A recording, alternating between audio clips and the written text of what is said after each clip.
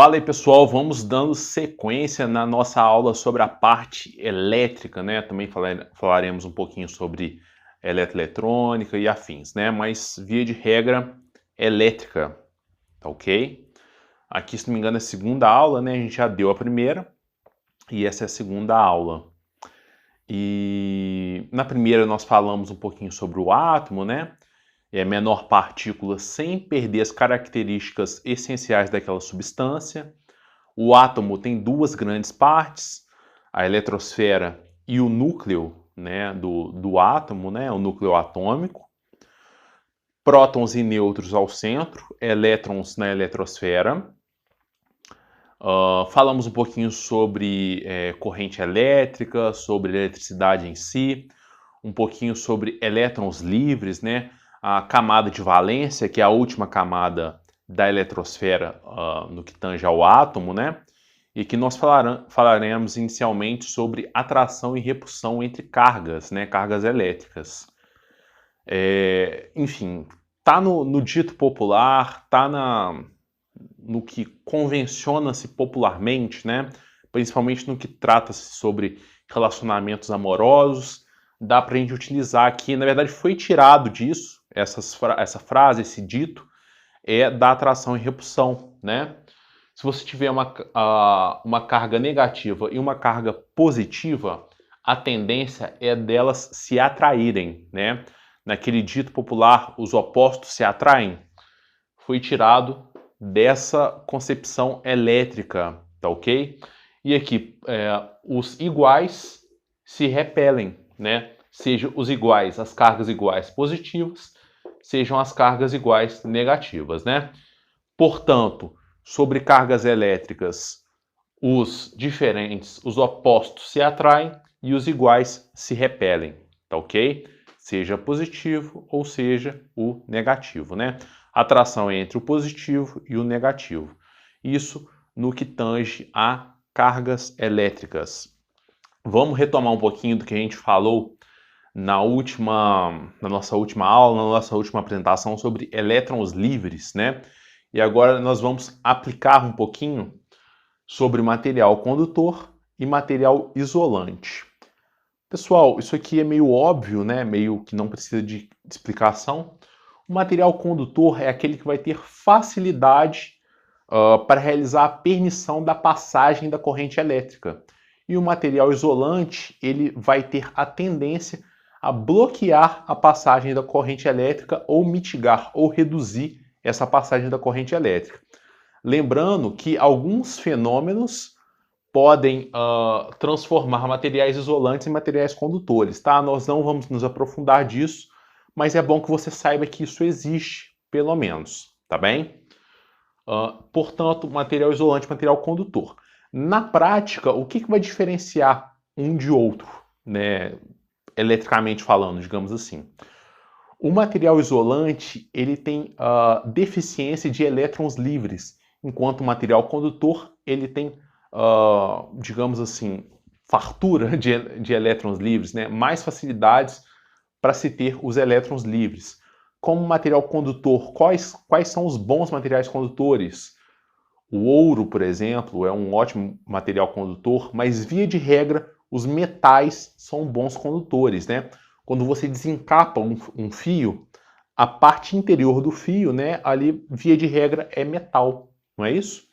E aqui em isolante, né, materiais um pouquinho mais emborrachados, a porcelana, a mica, né? Então são materiais aí isolantes de alta qualidade, tá ok? Também é utilizado o próprio oxigênio, o próprio ar como isolante, né? A distância, mas, enfim, alguns efeitos também podem ocasionar o chamado esqueci o nome. O chamado de arco elétrico, né? Que é quando a energia elétrica ela rompe a barreira do ar, né? A barreira do oxigênio. Então se forma um arco elétrico, né? Você tem duas partes, uma parte vai gerar diferença de potencial com a outra e vai formar o arco elétrico, tá ok? Então nós temos aqui material condutor e material isolante. Para a nossa terceira parte da aula, já para finalizarmos, né, esse material é um pouquinho mais denso, um pouquinho mais complicado, né? Aqui nós temos um circuito elétrico aqui aberto por conta da nossa chave, né?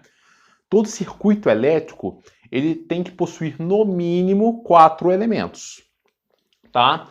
Uma fonte geradora de diferença de potencial ou de tensão, tá ok? Uma chave para você abrir ou fechar o circuito. Se você não tiver chave, pode ser que o circuito fique fechado de forma definitiva e, enfim, ativo para sempre, até que a fonte perca a sua eficiência. Você tem que possuir uma carga, tá? Via de regra, cria-se uma resistência a partir dessa carga no circuito e você precisa ter condutores. Por isso falamos aqui de material condutores. Você precisa ter nesse circuito condutores, fios, cabos, tá ok? Então, 4 elementos, tá ok? E quando nós tratamos sobre circuito elétrico, a chave ele é essencial para o funcionamento. Não que os outros não sejam essenciais, mas a chave estando aberta, ela via de regra não permite que se feche o circuito e que se possibilite a corrente elétrica de estar em trânsito, digamos assim. A menos que, como eu disse, ocorra aqui um arco elétrico, né?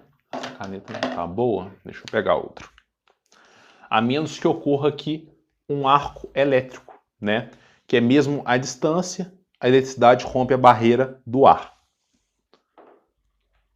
Ou o isolamento do ar. Mas a chave ela pode ser fechada, por exemplo, quando você aperta o botão de um interruptor, né, de casa, de uma residência, a luz se acende.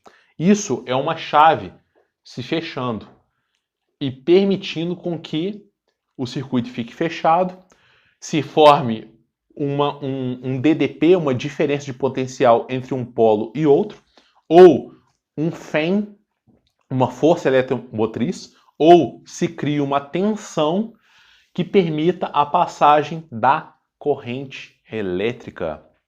Tá ok, pessoal? Então, ó, aqui, né, só nesse nosso papo aqui, nós já identificamos 3 grandes partes, que é o quê? A corrente elétrica,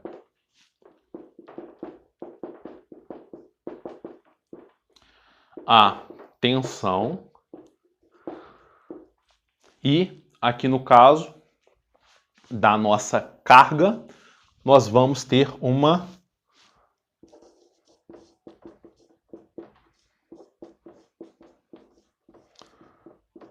resistência, ok? Então, nós vamos ter aqui, essencialmente num circuito, corrente elétrica, tensão e resistência. Com esses 3 elementos aqui, nós conseguimos colocar esse nosso circuito em uma fórmula ou numa lei, que é a lei de Ohm, que é, como eu aprendi com o meu professor Avanir, V igual a RI. Depois que ele me explicou, o Avanir, meu professor de elétrica do Senai, quando eu fiz o curso lá atrás, me explicou como que decora essa fórmula, nunca mais eu aprendi a fórmula da lei de Ohm. Você ri. É simples, né? Tem professor que, por exemplo, joga o R para baixo e coloca, sei lá, I é igual a R, não, a V sobre R, fazendo várias trocas diferentes. Mas essa formulação aqui, essa fórmula em si, essa disposição da fórmula, ele é muito fácil. Você ri. Tensão, resistência, corrente. Olha que bacana, fácil. Mas essa nossa aula não é para pegarmos na parte de lei de Ohm ainda. É só uma introdução, tá? Então aqui passamos pela atração e repulsão das cargas elétricas, materiais condutores, materiais isolantes, circuito elétrico. 4 elementos: condutor, carga, chave e fonte.